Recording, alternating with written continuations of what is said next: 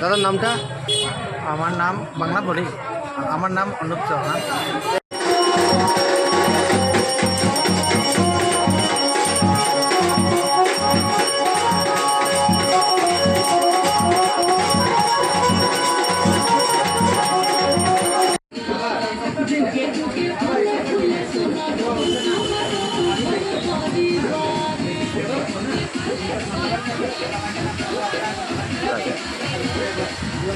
पूरे करवा दे तो हो जाता है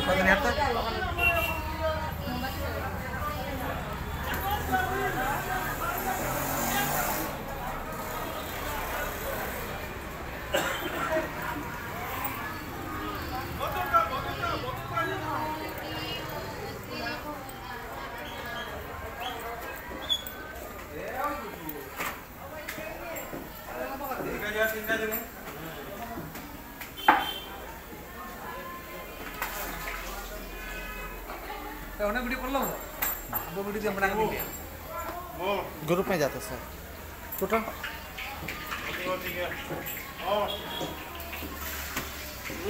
गाड़ी जोड़ डाला है उठाओ उठाओ उठाओ उठाओ काम करे विधान कीजिए वीडियो तो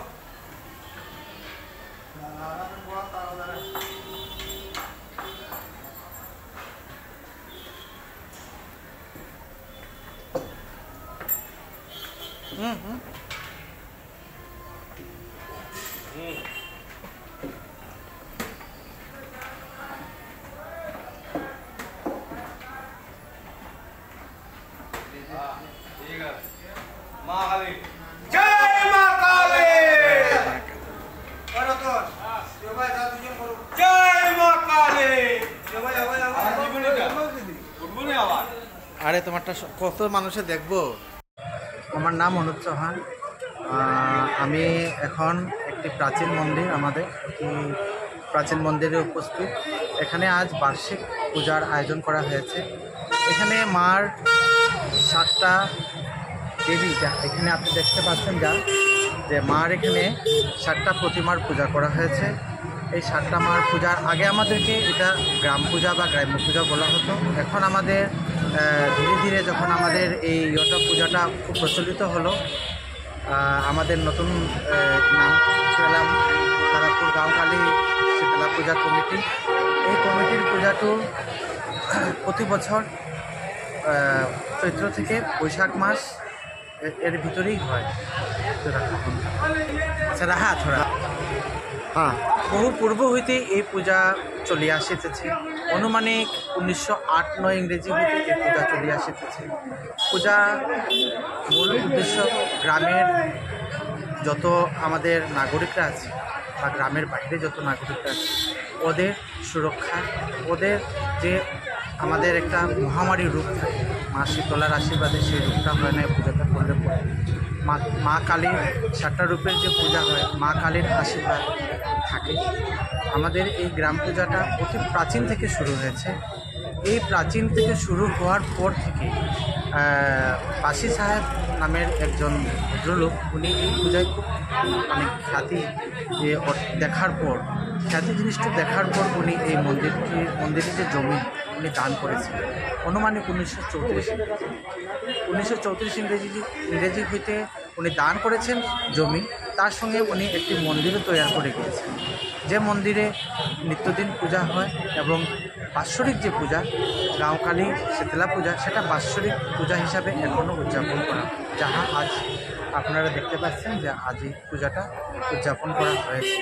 পূজার মূল উদ্দেশ্য হলো আমাদের গ্রামের যত মহামারী রোগ আছে সেটা থেকে রক্ষা পাওয়া, যত আমাদের আপদ বিপদ আছে, অ্যাক্সিডেন্ট আছে, সেগুলো সব কাটিয়ে যাওয়া। এটা হলো মুখ্য উদ্দেশ্য।